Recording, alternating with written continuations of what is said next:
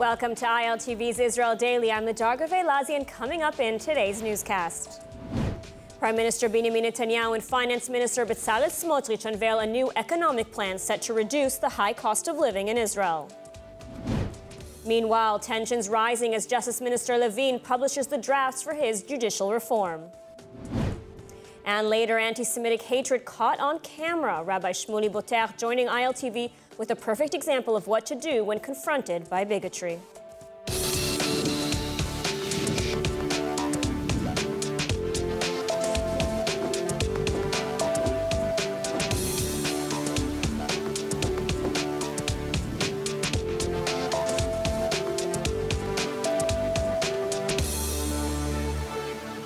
The spate of terrorist and security incidents in Judea Samaria continues as an Israeli man was moderately wounded by Palestinian terrorists last night before being shot and killed by an Israeli civilian. Elsewhere, a Palestinian gunman was killed in a clash with security forces near Jenin. ILTV's Steve Leibowitz reports.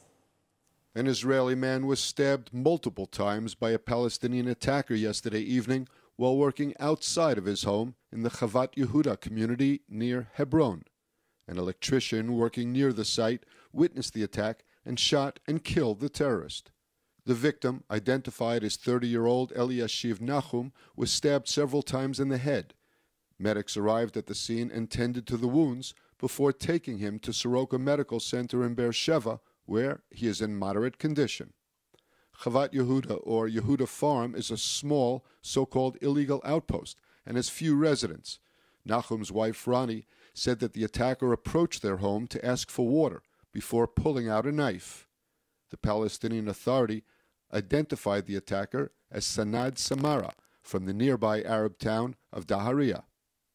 The incident came amid heightened tensions in Judea Samaria. A Palestinian gunman was shot dead yesterday in the Balata refugee camp in Nablus during a clash with security forces.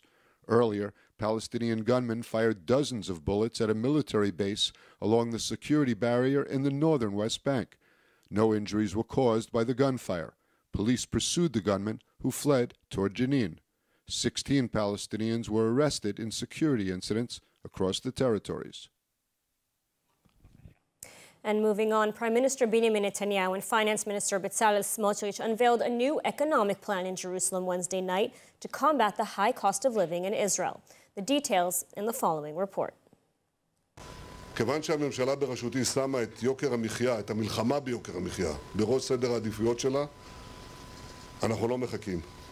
הערב אנחנו מודיעים על שורת צעדים ראשונים להילחם במחוללי האינפלציה, החשמל, המים, הדלק והארנונה. ואני חשוב לי להדגיש שהצעדים הללו יוזילו מיד את ההוצאה החודשית של כל משפחה בישראל. והצעדים הללו יעשו דבר נוסף. הם יאטו את קצב עליית המחירים ויתחילו לסובב את הגלגל לאחור. Prime Minister Binyamin Netanyahu, alongside Finance Minister Bezalel Smotrich, unveiled their new emergency economic plan aimed at halting the rising prices in the Israeli economy on Wednesday. Among the main points of the plan include a reduction in the price of electricity, water, fuel, and property taxes, as well as assisting the economically disadvantaged. Netanyahu said the first step of the plan includes freezing the increase on property tax for 1 year. The second step is to cancel the last increase of the prices of fuel, a decrease of about 10 agorot per liter. The third step includes reducing the hike in the price of electricity by 2.5% instead of the scheduled 8.2%, and similarly reducing the planned 3.5% water hike to only 1%. An additional step includes a compensation package for some 300,000 elderly people in need. המשק שלנו נכנס לסחרור אינפלציוני. האינפלציה והריבית בעקבותיה מרקיעות שחקים. כל עלייה בחשמל, במים, בדלק, בארנונה גוררת עלייה נוספת. המחיר הזה משפיע על המשפחות. The Prime Minister said he hopes this plan will insert a stick in the wheel of inflation, which has reached 5.3% in November, the highest rate since 2008. And amidst the sharp controversy and criticisms, Justice Minister Levin unveiling the first draft of the government's judicial reform plan. And in short, concerns have not been eased in the least. ILTV's Aaron Porras with the details.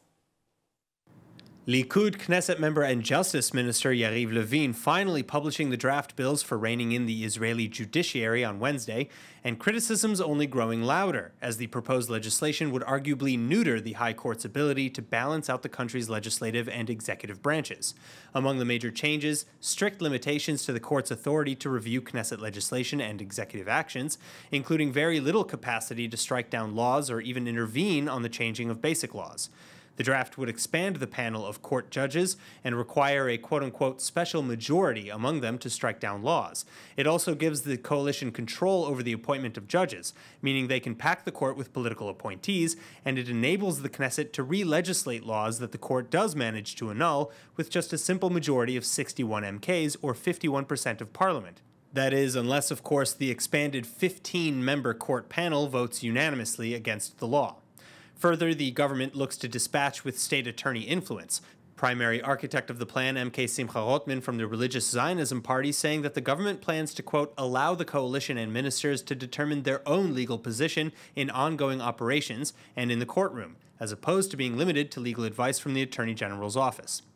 Therefore, critics like former Prime Minister and now head of the Knesset opposition, Yair Lapid, blasting the coalition's actions as a power grab that undermines democracy and civil rights. מה שהם עושים פה היום זה מייצרים מצב שהממשלה שולטת בכל. הממשלה שולטת בכנסת, הממשלה שולטת בבית המשפט. יש לזה כל מיני שמות לצורת שלטון כזו. דמוקרטיה זה לא אחד מהשמות האלה. זו אגדה שמה שהם עשו פה עכשיו זה מלחמה באקטיביזם השיפוטי. מה שהם עשו פה עכשיו זה לבטל את המערכת הדמוקרטית הישראלית, ואת זה צריך למנוע מהם. The proponents of the legislation, however, pointing to how practically everyone across the political spectrum has agreed that the court's authority must be reformed, and in defense, despite repeated heckling and interruptions, Justice Minister Levin calling for a respectful debate to revise the legislation, especially as he says that he plans to pass it by March, no matter what.